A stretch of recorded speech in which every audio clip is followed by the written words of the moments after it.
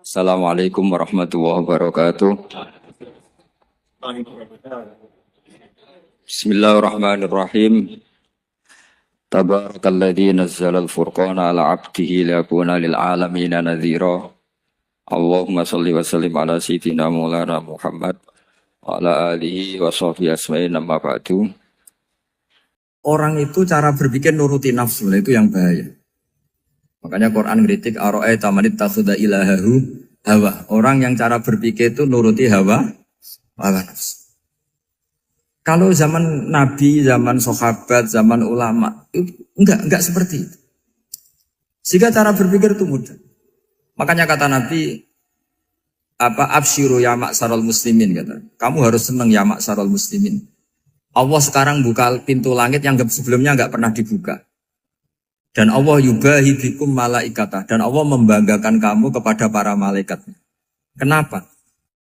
Umatnya Muhammad, umatnya Rasulullah Muhammad SAW, itu kalau sampean kepengen mati setiap saat itu baik, itu resepnya gampang kata Nabi.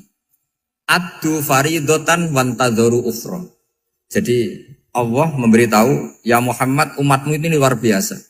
Jadi misalnya tadi kita sholat subuh, ditanya, Bahak kamu sekarang ngapain? Nunggu sholat duhur ya. Setelah sholat duhur ditanya lagi nunggu apa asar. Sehingga faman kanat hijratuhu ila Allah wa rasulih fa hijratuhu ila Allah. Jadi kalau ya sudah ini tak ijazahkan. Kalau setelah sholat subuh nunggu apa? Duhur. Setelah duhur nunggu. Sehingga ketika kita mati itu statusnya penunggu sholat. Tapi kamu kan enggak miskin. Kenapa? Penunggu kaya. Ya itu enggak masuk surga itu. Penunggu kemapanan. Berarti kan menunggu sesuatu yang seleranya nafsu. Beda kalau penunggu sholat. Berarti kamu di dunia menunggu ritual ibadah. Maka di antara ijazahnya Nabi apa? Addu faridotan wantadzoru ukhra. Melakukan satu fardu. Kemudian kita menunggu tugas berikutnya. Jadi niati saja setelah subuh nunggu apa? Duhur. Setelah duhur, meskipun kita di perapatan. Apa? Nunggu asar ya. Tapi ya asar betul, jangan nunggu tok pas asar enggak. Jadi sebetulnya umat ini gampang sekali. Jadi di antara kebanggaan Allah, yubahi itu Allah bangga dengan malaikatnya adalah umat ini adalah addu faridotan wantadzoru ukhra, melakukan satu fardu kemudian menunggu fardu yang lain. Dari mengkhidmati kampus, ingin mengkhidmati masyarakat, dari satu masyarakat lokal Semarang menjadi sampai sekarang sampai Banjarmasin, Unisula mau bikin kampus di sana terus gitu. Dari satu tugas ke tugas yang lain.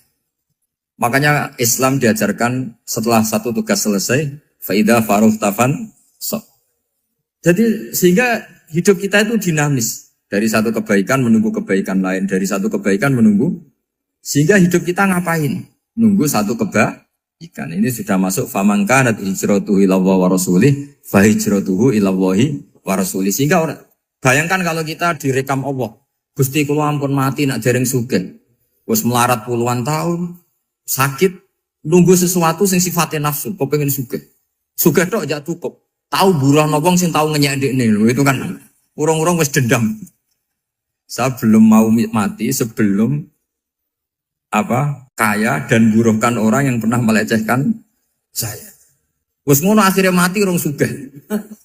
Berarti wis fakir matine hasud. Mau itu ngenes dunia akhirat kan kira-kira seperti itu. Kamu santai aja kalau fakir berarti meringankan hisab karena ada banyak harta. Yang mau dihisab papanya tidak punya apa-apa. Jadi saya mohon sekali ya, Islam itu mengawal kebahagiaan. Sebab itu sampai bahagia itu menjadi perintah Islam, qul bi fadlillah wa bi rahmati fa bidzalika falyafrahu. Karena dengan bahagia bi taat diharapkan orang Islam itu tidak bahagia atau cari kesenangan lewat jalur sehingga ciri utama wali apa? Ala inna awliya Allahi la khaufun alaihim walahum yahzanun. Sehingga ulama dulu itu rileks-rileksnya. Termasuk yang saya ceritakan tadi, Imam Ahmad, Imam Syafi'i. Itu melihat apa saja rileks.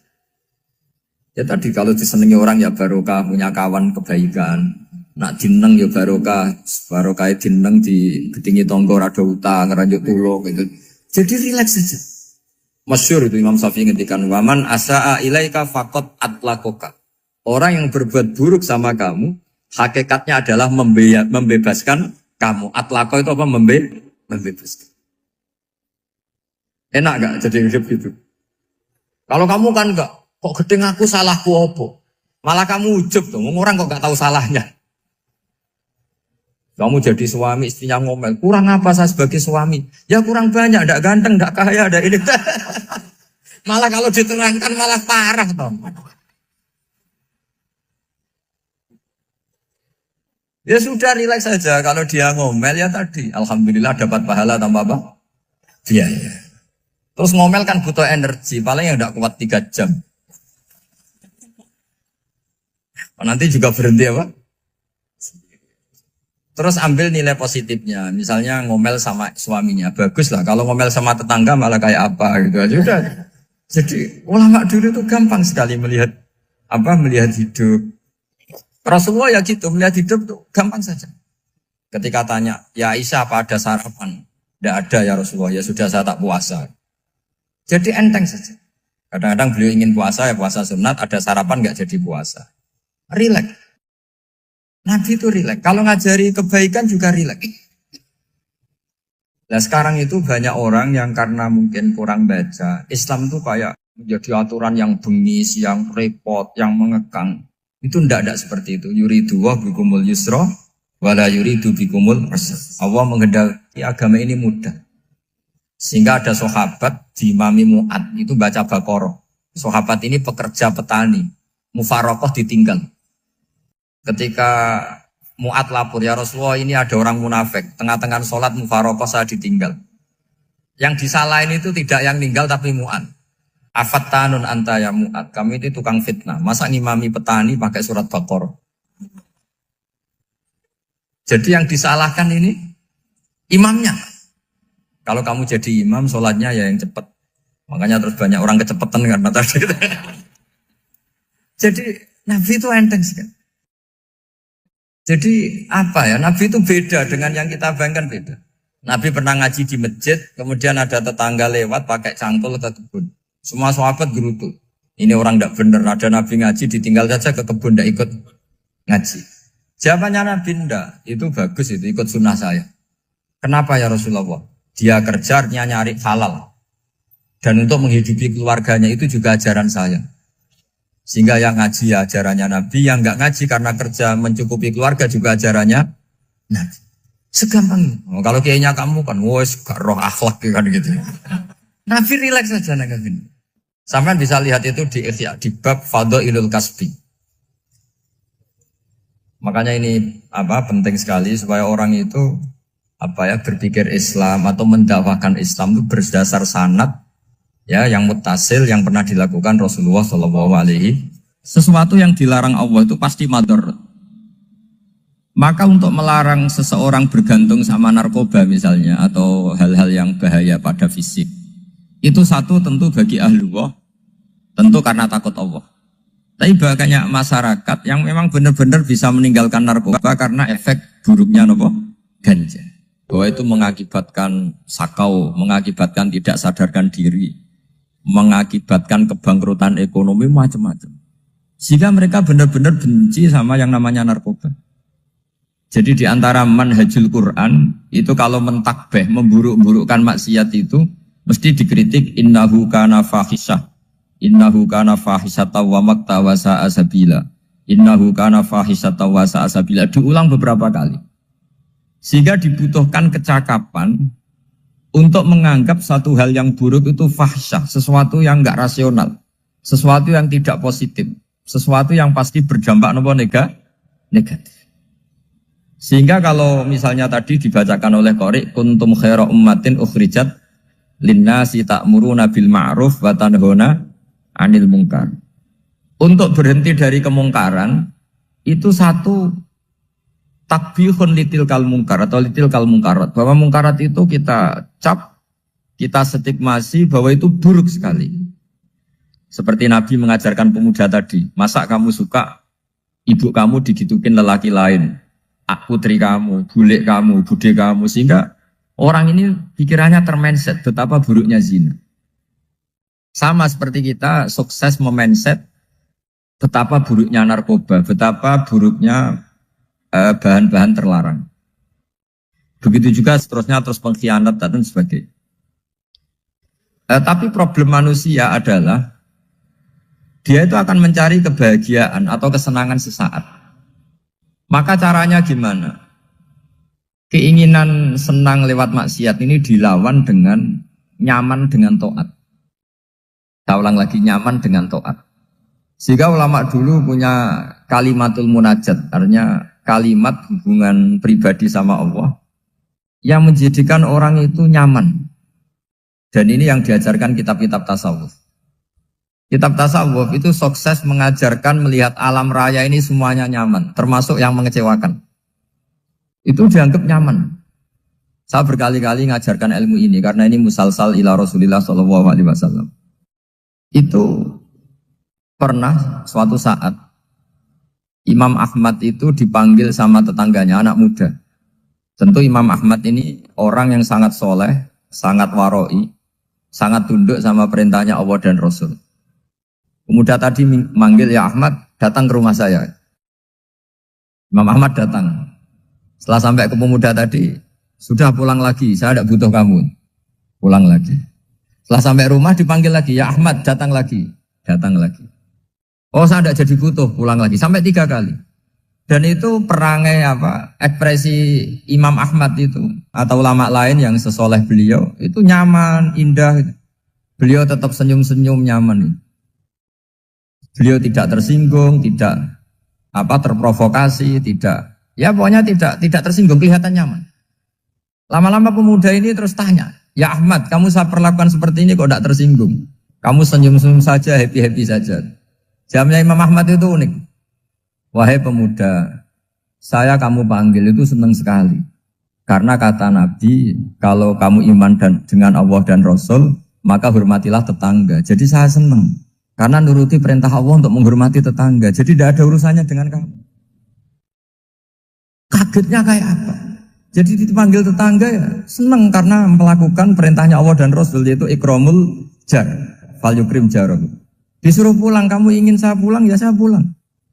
Disuruh datang, ya saya datang. Jadi saya tidak tersinggung, saya tidak ada urusan dengan kamu. Urusan saya dengan Allah Subhanahu wa Ta'ala. Itu kalau bapak-bapak istrinya ngomel terus sabar itu ya bagus. Saya tidak punya urusan. Kalau kamu terprovokasi oleh istri, berarti kamu didikte oleh makhluk. Masa seorang rektor didikte makhluk? Kan tidak keren. Apalagi seorang habib didikte makhluk, kan tidak keren. Yang bisa mendikte kita hanya Allah Subhanahu wa Ta'ala. Dan Allah mendikte kita, mengajarkan kita wa ashiruhunna bil ma'ruf fa in karihtunna fa asa an takrahu shay'a wa yaj'alallahu fihi khairan katsira. Jadi cara melihat istri kita bawel gitu atau cerewet, alhamdulillah ini ada pahala tanpa modal, cukup sabar. Kalau istri kamu sedang mesra, malah mintanya ke mall, malah biayanya tinggi. Murah mana dapat pahala dimarahin sama saat mesra minta ke mall? Milih yang pertama kan? Nah ya itu tidak usah modal. Ya gitu aja. Jadi kalau istri sedang marah bawel, anggap saja ini rezeki. Dapat pahala tanpa apa? Biaya. Nah, kalau pas rukun malah nantang ke mall, biayanya malah tinggi. Jadi ulama dulu itu melihat dunia itu happy. Pernah Imam Syafi'i dikasih tahu, orang yang tadi nyium tangan kamu ya, itu di rumah menghujat Anda. Jadi dia sopan hanya di depan Anda, kalau di luar menghujat Anda. Jawabnya Imam Syafi'i lucu. Ya baguslah. Yang cerita ini kaget. Kenapa bagus ya Aba Abdillah? Kalau manggil Imam Syafi'i ya Aba Abdillah. Ya berarti saya masih wibawa, di depan saya tidak berani katanya. Jadi dipandang enteng saja. Jadi kalau kamu di depan kamu istri kamu tidak berani belanja, tidak ada kamu belanja banyak, anggap saja Anda wibawa. Jadi enteng saja. Pernah Imam Syafi'i dikasih tahu, separuh dari kampung Anda itu gak suka kamu. Ya bagus lah. Kenapa? Oh nak rukun malah bakal utang katanya gitu.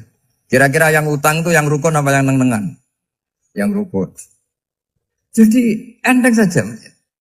Masyhur itu makalahnya Imam Syafi'i. Waman asa'a ilaika faqad atlaqaka. Orang yang berbuat buruk sama kamu berarti membebaskan kamu. Kalau saya sedang nenengan sama Habib Hasan Toha Putra, beliau naik Alphard gak nawarin saya sah karena baru nenengan. Tapi kalau sedang rukun malah harus repot mana? Rukun sama ndak rukun? Repot rukun sebetulnya. Jadi Imam Syafi'i itu happy saja. Kalau sedang rukun sama tetangga ya dianggap rukun itu satu kenikmatan. Sedang ndak rukun ya dianggap satu kenikmatan. Jadi orang dulu itu serilek itu melihat dunia. Kalau kita kan enggak, ego. Wah saya ini suami kok dimarahin istri. Wah ini egonya bangkit. Padahal egonya bangkit itu ada kebodohan di situ. Yaitu seorang rektor didikte seorang istri, seorang makhluk. Apalagi kalau Anda daftar wali itu tidak akan jadi wali. Ini wali kok tunduk sama makhluk. Karena didikte apa? Makhluk. Maka Imam Ahmad ketika tetangganya bully gitu ya santai saja beliau happy. Ketika pemuda tadi eskal janggal, kenapa kamu gak tersinggung ya Ahmad? Memangnya saya harus tersinggung gimana? Kan tak panggil tidak jadi, tak panggil tidak jadi. Hei pemuda, saya ini tidak punya urusan dengan kamu. Saya nuruti kamu karena perintahnya. Saya senang melakukan perintah Allah harus berbaik sama kamu. Sampai 3 kali. Ajarkan Muhammad atau katakan Muhammad pada umatmu. Sebaiknya atau seharusnya mereka hanya gembira dengan melihat fadlnya Allah dan rahmatnya Allah. Ini harus kita pahami mulai dari konstruksi yang paling pokok, yaitu akidah. 2 ahwal. Ahwal itu 1 perilaku sosial. 3 mutammimat, sesuatu yang tidak pokok, tapi kita butuhkan dalam mengawal hidup ini. Saya beri contoh,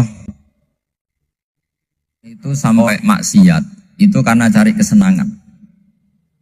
Misalnya baru penat itu, ingin seneng, ada orang yang macam-macam lah, ingin melihat maksiat, apa itu pornografi, apa nyabu, apa macam-macam. Itu sebetulnya agama punya konsep yang luar biasa, yaitu seharusnya seseorang itu gembira. Gembira dengan ketaatan. Lalu pertanyaannya caranya gembira gimana? Gembira itu mudah. Jadi misalnya kamu sujud sama Allah Subhanahu wa taala. Terus cara berpikir begini. Ini sekaligus ijazah. Cara berpikir begini. Ya Allah, ini kata Sayyidina Ali, kafani izzan an akuna laka abdan wa kafani fakhran an takuna li rabban. Ya Allah, betapa sialnya saya, andaikan saya jadi budak dari makhluk yang sama. Misalnya sampean itu seorang kiai atau rektor atau doktor atau orang terpelajar, kemudian kamu jadi budak atau hamba dari makhluk yang setara. Betapa hinanya saya. Maka kata Sayyidina Ali, ya Allah saya ini cukup bahagia, cukup bangga, karena jadi budak, jadi hamba dari zat yang super atau yang maha super. Jadi kok Allah Subhanahu wa ta'ala. Sehingga ada kebahagiaan yang luar biasa karena menjadi hambanya Allah Subhanahu wa ta'ala. Setelah bangga dengan jadi hambanya Allah, maka kita akan malu. Malu misalnya kok saya bahagia itu nunggu melihat pornografi, melihat maksiat. Itu terus menjadi malu. Kenapa saya bisa didikte oleh hal-hal seremeh itu? Ya, kita malu karena didikte oleh hal-hal yang seremeh itu. Karena kita didikte oleh nafsu.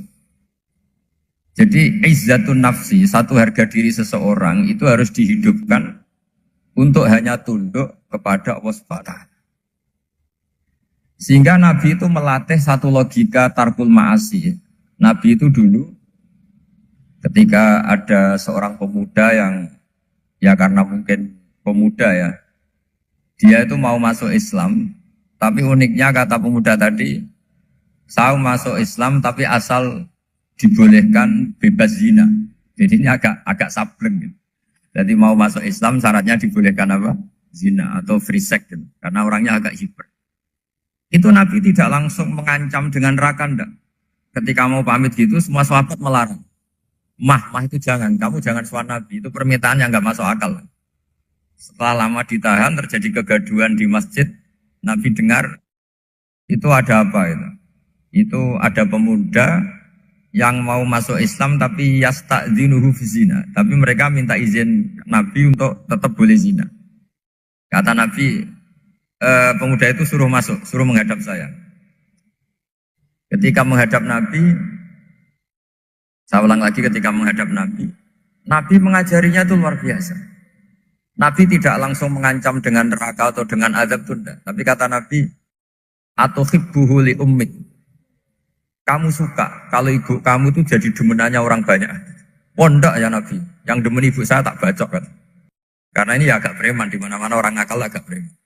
Terus atuhibbuhu li bintik. Kamu suka kalau putri kamu ya digitukan orang-orang. Oh ya enggak Nabi, yang gitukan putri saya tak bacok. Atuhibbuhu li kholatik. Kamu suka kalau bule kamu digitukan. Atuhibbuhu li ammatik. Kamu suka kalau saudara bapak kamu digitukan. Nabi itu mengeset ya. Cara sekarang itu otak mungkin. Nabi itu meluruskan otaknya anak muda itu. Betapa buruknya zina. Cara bahasa Arab ditakbih.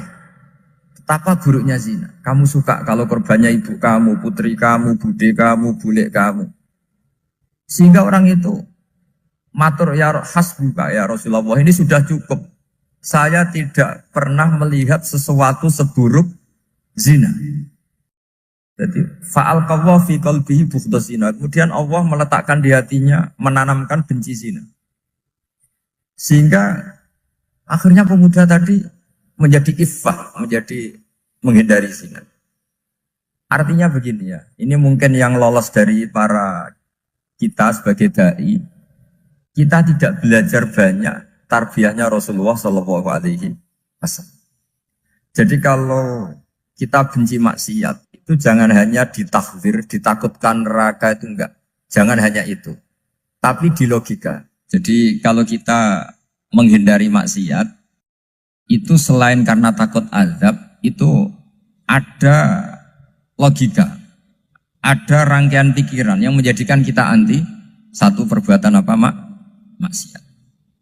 Jadi misalnya gini ya, kira-kira ginilah kalau contoh gampang itu. Ada orang gitu ya, nyanyi dengan pakaian yang mungkin pornografi gitu. Mungkin pemuda-pemuda ingin melihat itu, tapi bisa diobati gini. Kok enak dekne mergawe kok tak bayar ya, aku kehilangan duit. Meskipun dengan logika yang agak serampangan, yang penting menjadi kita ini punya harga diri untuk tidak tergantung hal-hal seperti itu. Sehingga Nabi itu cara menggambarkan tadi mulai atuhibbuhu li ummik, kalau ibu kamu jadi demenannya orang lain. Pemuda tadi bilang yang demen ibu saya mau saya bunuh. Ditambah lagi atuhibbuhu li bintik. Bagaimana kalau korbannya putri kamu, bule kamu, bude kamu. Sehingga terus si pemuda tadi betapa buruknya zina. Betapa murahnya zina. Akhirnya pemuda tadi al-qawwa fi qalbi bughdha zina. Terus kemudian pemuda tadi itu sangat membenci dengan apa? Berzina. Nah, pikiran-pikiran seperti ini harus kita tanamkan. Harus kita tanamkan supaya orang itu benci melakukan maksiat. Karena satu memang takut suhtullah, takut dibendu Allah atau dibenci Allah. Dua, memang logika kita mengarahkan tidak maksiat. Saya beri contoh ya, betapa pentingnya mindset ya, cara berpikir. Orang itu menjadi kikir itu karena nganggap hidup itu lama dan uang itu penting. Kalau zaman Nabi itu sederhana kalau melihat hidup. Pernah suatu saat Nabi itu punya jatah makan. Karena Nabi itu hidupnya juga pas-pas. Jadi Nabi itu unik. Beliau di satu sisi kaya raya. Bisa ngurmat Abu Hurairah, Ammar, Suhaib. Ashabu Sufa itu dirawat Nabi semua. Itu kan kaya, bisa ngerawat sekian orang. Tapi di sisi yang lain untuk pribadinya beliau miskin. Kadang nggak bisa makan hari itu. Tapi di saat yang sama bisa merawat ahlus sufa. Jadi keliru kalau orang hanya cerita Nabi itu miskin, untuk makan dirinya aja susah. Itu keliru. Kelirunya kalau tidak diteruskan, tapi Nabi mampu menghidupi ahli sufa. Singkat cerita, jatah makannya Nabi itu dikasihkan orang ketika Nabi tanya, ya Aisyah, makanan jatah saya di mana? Oh ya Rasulullah, tadi ada orang minta tak kasihkan, maka makanan itu habis. Apa kata Nabi? Kamu salah Aisyah. Yang kamu kasihkan itu justru yang masih. Ya, yang kamu kasihkan itu justru yang masih. Sehingga Nabi menganggap, makanya Nabi terus ngendikan, Ya kalau mukhatabnya lelaki ya kira-kira begini. Wahal laka min malika illa ma akal tafa'afnaita walabista fa'ablaita. Terus hanya watasaddaqta fa'abqaita katanya. Harta kamu ya kamu makan kemudian ke WC jadi kotoran atau punya pakaian mewah nanti rusak. Watasaddaqta fa'abqaita. Ada yang kamu sedekahkan yaitu yang abadi sampai akhir. Sehingga banyak pengusaha yang mencintai saya setelah tak ajari hadis itu. Misalnya punya uang 1 miliar karena dia spekulan atau pedagang rawan bangkrut, disedekahkan ke masjid 50 juta, yaitu yang abadi. Jadi kalau suatu saat bangkrut, dia masih punya uang 50 juta di akhirat. Jadi Nabi itu mengajari sedekah itu apa? Ya sedekah itu pengabadian uang. Kalau kita kan enggak, bilang sedekah itu nguras uang. Itu pikirannya setan, dan pikirannya orang Islam. Itu cara berpikir setan, bukan cara berpikir umat apa? Sehingga Sayyid Ali Zainal Abidin itu kalau ada orang minta, kemudian beliau ngasih, itu beliau bilang gini, marhaban biman hamala zati ilal akhirah. Matur nuwun nggih jenengan sembeto sangu kula nate. Jadi dianggap teller saja. Orang yang minta uang beliau itu dianggap tukang nyatet bank. Karena sudah ditabungkan. Ya sudah. Kalau kita kan enggak, wah pengemis tuh ganggu gini-gini. Kecuali pengemis profesi ya mungkin kita agak-agak enak. Karena zaman akhir itu ada pengemis apa? Profesi. Jadi repot. Terus tak beri contoh lagi kebahagiaan ketika kita milih Islam moderat. Islam kita diajarkan guru-guru kita, utamanya oleh guru kita Mbah Maimun. Saya juga sering ketemu beberapa ulama dunia, termasuk Habib Umar. Saya juga ikut sowan ke sini pas beliau sama Habib ini Hasan Toha Putra di sini sama orang-orang moderat itu cara berpikir juga luar biasa indah. Beliau pernah cerita ya beberapa ulama lah, banyak yang cerita itu. Saya pernah diceritani seorang alim ketika ada orang ekstremis itu mau ngebom di tempat maksiat. Kebetulan yang maksiat itu kebanyakan ya orang Islam. Karena di negara yang mayoritas Islam. Ditanya sama Syekh Sa'rawi. Syekh Sa'rawi itu mufassir top di mana? Mesir. Ini mau tak habisin karena mereka orang Islam kok maksiat terus. Terus ditanya sama Imam Sa'rawi. Laumatu ala khini ma'asihim aina masiruhum. Kalau mereka mati dalam keadaan maksiat, mereka kemana? Ya ilanar, mereka pasti masuk neraka. Terus ditanya sama Imam Sa'rawi. Wahal masiruhum ilanar muradun nabi amlan. Punya umat maksiat kemudian mati masuk neraka. Itu yang diinginkan Nabi apa enggak? Ya tidak aja. Ya sudah, enggak usah dibom, ditunggu tobatnya kata. Karena kalau mati dalam keadaan itu ke neraka dan itu tidak yang diinginkan Rasulullah Sallallahu Alaihi Wasallam. Terus ekstremis ini menjadi tobat, tidak berpikir ekstremis mas. Jadi orang itu harus berpikir mindset yang baik. Meskipun kadang berpikir baik itu ya agak-agak kacau. Ada seorang wali majdzub itu kalau berdoa agak kacau, tapi nggak bisa dibantah. Masyhur itu doa itu. Ini sekaligus ijazah, tapi kalau sebelum wali nggak boleh. Itu datang ke makamnya Rasulullah SAW. Terus doanya itu begini. Ya Allah, sekarang terserah engkau. Ya Allah, sekarang terserah engkau. Jika saya kamu jadikan orang soleh, jika saya engkau jadikan orang soleh, maka surra habibuk, maka kekasihmu ini senang. Yang susah musuhmu yaitu setan. Tapi kalau engkau menjadikan saya orang fasik, maka yang susah kekasihmu, yang senang musuhmu. Jenengan punya dua pilihan itu. Wah itu kan doa tapi kayak teror itu. Ya jadi berdoa di Raudhah. Wah itu pasti mandi itu karena agak-agak maksa Tuhan itu. Ya Allah, engkau punya dua pilihan. Jika saya jadi orang soleh, maka kekasihmu ini senang. Musuhmu yang susah yaitu setan. Tapi jika saya jadi orang fasik, maka musuhmu yang senang, kekasihmu yang susah. Mohon terserah jenengan, mau menyenangkan kekasihmu, apa menyenangkan musuhmu gitu. Kira-kira gimana? Kalau tertarik boleh doa itu dipraktekkan. Tapi kayaknya kalau copy paste itu gak keren, apa? Jadi dulu orang itu muamalah sama Allah dan Rasul itu rileks. Rileks itu nyaman karena ya tadi qul bi fadlillah wa bi rahmati fa bidzalika falyafrah. Sehingga Imam Izzuddin bin Abdissalam itu ngendikan innalladzina yarmunal muhsanatil ghafilat.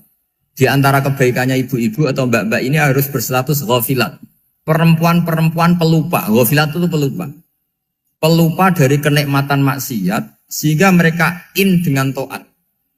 Misalnya ada ibu-ibu atau mbak-mbak atau juga bapak-bapak tahajud, kemudian nyaman dengan tahajud itu.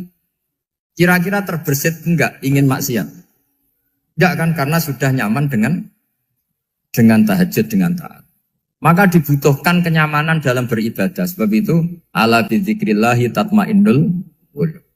Makanya saya termasuk kiai yang setiap ngaji itu happy, seneng. Karena ini untuk kampanye, seneng dengan ngaji, dengan taat itu sudah luar biasa. Kayak apa kalau mereka senengnya kalau nunggu melakukan maksiat. Jadi termasuk bentuk perlawanan kita terhadap maksiat adalah usahakan kamu tuh bahagia, seneng dengan taat. Istiqnas billah, mu'anasah billah, farah billah, itmi'nan tumaknina billah. Sehingga ini mencukupkan kita tidak berkebutuhan maksiat. Meskipun kita ya manusia, pasti suatu saat atau sudah pernah maksiat. Serasa diceritakan lah, itu mesti gitu lah. Lah orang-orang dulu itu orang yang sukses mengelola bahagia ma'allah wa billah wa lillah. Jika wali-wali dulu itu jadi wali itu tidak mesti karena ibadahnya banyak, itu enggak. Mereka orang yang ibadahnya itu biasa. Biasa-biasa sekali. Ulama-ulama dulu ibadahnya biasa sekali. Tapi qulubuhum ma'allah, hatinya itu ma'allah. Itu ada seorang wali, itu jadi wali, Umar bin Abdul Aziz, yang dikenal khamisul khulafa. Khamisul khulafa. Di luar khulafa Rasyidin 4, di antara yang soleh adalah siapa? Umar bin Abdul Aziz. Itu ketika mau meninggal, itu senangnya bukan main. Itu semuanya nangis, beliau senang. Terus tanya, kenapa kamu senang? Memangnya saya kalau mati itu kemana aja? Ila khairi madhubin ilah, ke zat terbaik. Dibang urip mbek kowe bulet atau mbek arhamur rahimin gitu. Yaitu Allah Subhanahu. Jalaluddin Ar-Rumi ketika mau meninggal itu muridnya nangis semua, beliau marah. Kamu harusnya pesta karena saya mau ketemu kekasih saya, malah kamu tangisi. Goblok sekali kamu katanya. Jadi orang-orang dulu itu luar biasa. Karena tadi mereka tidak ingin ketemu Allah itu dianggap problem. Harus sesuatu yang membahagiakan. Makanya wali-wali itu kalau berdoa begini. Wa khairu ayyami yauman alqa kafih, dan jadikan hari terbaikku adalah hari ketika saya ketemu engkau ya. Pernah dengar doa itu?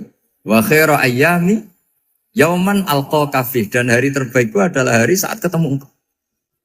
Rahman kan enggak, sampai mati ku wedi. Saya tidak tahu wedi dosa apa wedi Israel apa wedi malaikat siapa? Mungkar nakir. Sebenarnya tidak perlu seperti itu. Karena cara pandang Nabi itu ini bisa dipraktekkan. Kalau kamu orang baik, mati artinya apa? Ya baik. Karena husnul khotimah.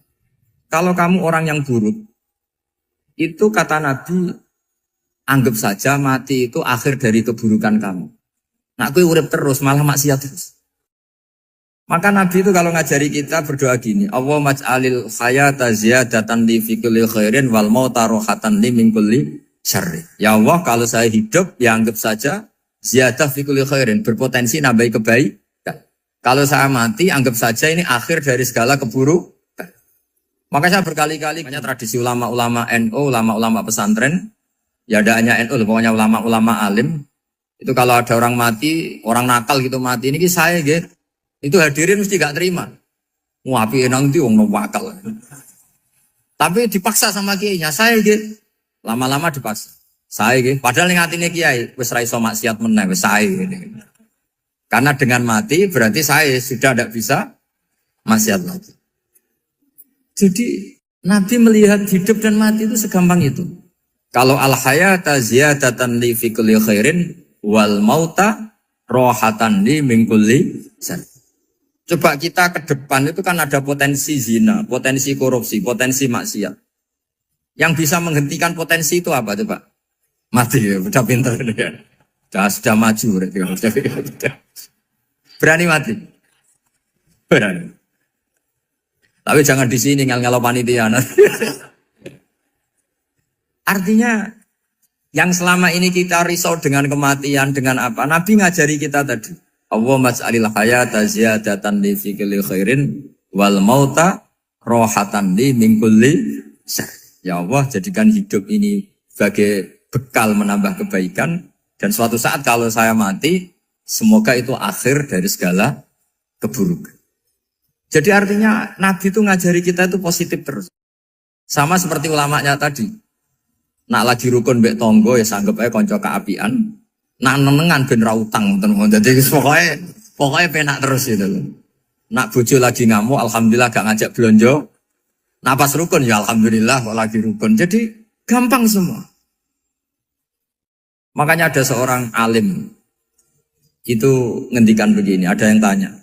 Saya tuh dulu ketika kaya, teman saya sering main ke saya. Setelah saya miskin gak ada teman-teman yang ke saya. Dikira si Habib ini kebetulan orangnya Habib itu mendukung keluhan dia. Ternyata enggak. Si orang alim itu bilang gini, malah bagus toh gitu.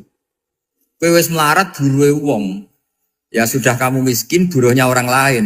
Misalnya tukang manol di pasar atau tukang becak. Kemudian teman-teman kamu datang, malah kamu malu tuh jadi tontonan.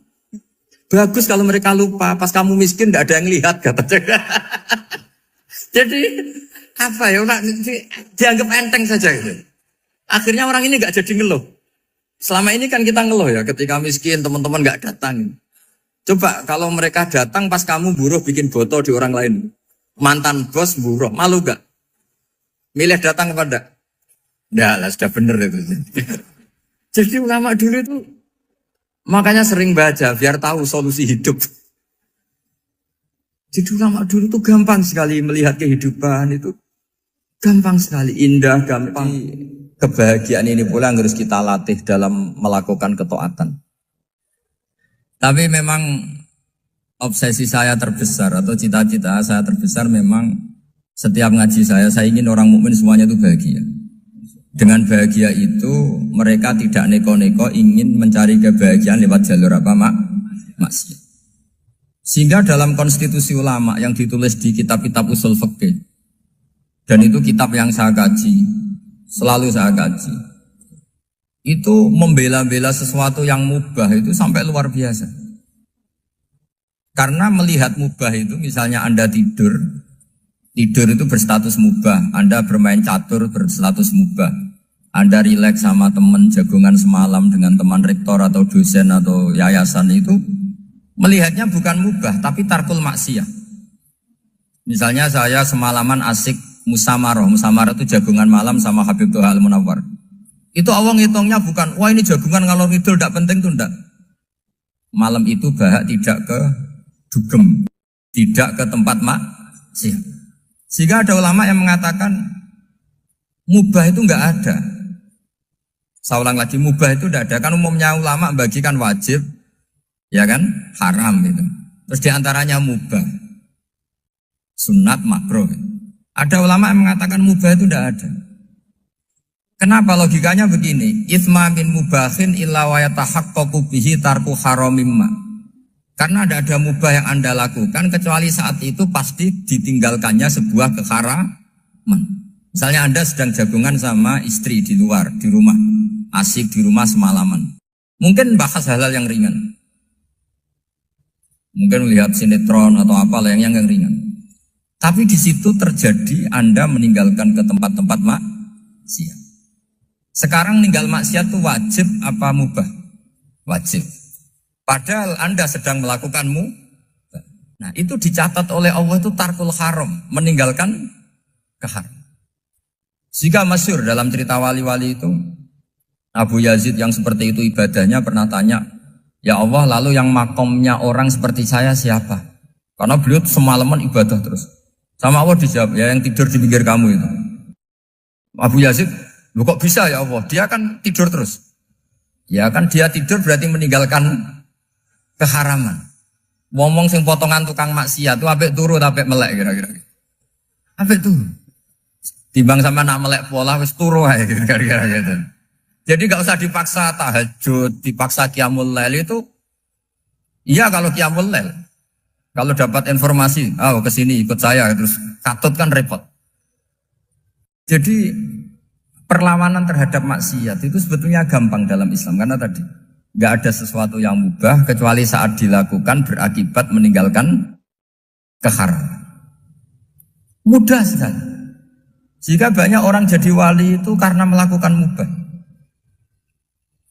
Itu ada orang jadi wali itu karena sering makan. Ya makan-makan biasa itu. Karena ketika makan, ya Allah, betapa doifnya saya. Katanya saya presiden, katanya saya rektor, saya kiai. Ternyata kalau nggak makan tuh lemes. Apa hebatnya makhluk yang bergantung makhluk yang lain, yaitu makanan. Nah karena seperti itu terus dia al-laja'illallah, terus dia sungkeman ning Allah. Betapa lemahnya saya. Sebab itu ketika Quran mengkritik dan dengan tanda kutip kemungkinan Tuhannya Isa bin Maryam, itu ngeritiknya sederhana Quran itu. Mal masih ibnu Maryam illa rasul qad khalas min qablihir rusul wa ummuhu siddiqah kana yaqulanit ta'am. Isa itu tidak Tuhan, wong dia makan. Kamu kebayang nggak misalnya punya Tuhan, wah tadi Tuhan mampir ke rumah saya, dia lemes. Setelah tak kasih makan sehat lagi gitu. Itu kan nggak kebayang. Tapi Tuhan marung di rumah saya, lemes tak gratisin, kayaknya tidak punya uang gitu. Setelah makan, wah gairah lagi. Kebayang nggak punya Tuhan seperti itu. Sehingga Quran kalau gojlok sederhana, karena yakulanit ta'am. Sehingga wali-wali itu kalau makan itu sadar lemahnya dirinya, betapa dirinya tergantung makanan. Sesuatu yang tergantung itu artinya tidak hebat, tidak Tuhan. Jadi untuk menjadi wali, untuk menjadi dapat ridhonya Allah itu sebenarnya sederhana. Termasuk ada cara jadi wali yang agak kacau, tapi ini ya benar, asal niatnya benar. Misalnya Unisula besar, ya kurang besar lagi. Kita sudah punya uang, kurang banyak uang lagi. Itu Nabi Ayub, itu kan seorang nabi. Pernah diuji Allah, ini ada di Sahih Bukhari. Nanti kamu tanya, hadisnya Sahih enggak? Ini ada di Sahih Bukhari. Kadang orang kota itu aneh, enggak ahli hadis tapi tanya, Sahih enggak?